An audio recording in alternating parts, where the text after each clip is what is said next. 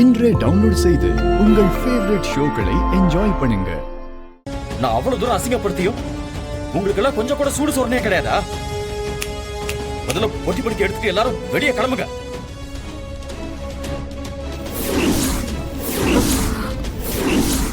அப்ப பாரதி இன்னும் இந்த வீட்டை விட்டு போகலையா? என்ன நடக்குதுங்க?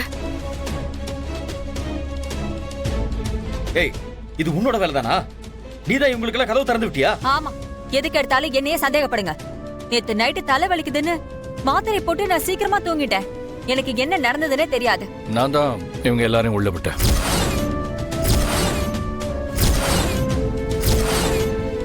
ஆதி, நீங்க என்ன பண்ணி வச்சிருக்கீங்க? நீங்க எது பண்ணாலும் நான் எதுவும் கேட்க மாட்டேன்னு இப்படி பண்ணிட்டு இருக்கீங்களா?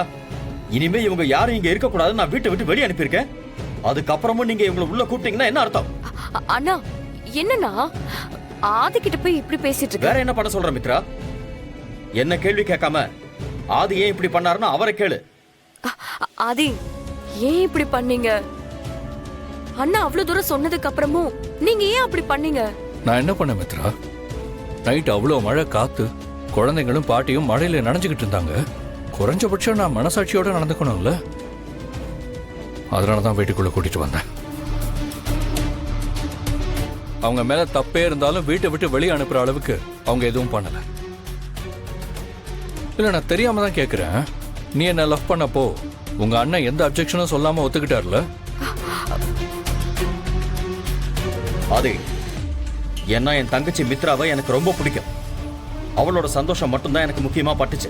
அதனாலதான் நான் உங்க காதலுக்கு ஓகே சொன்னேன்.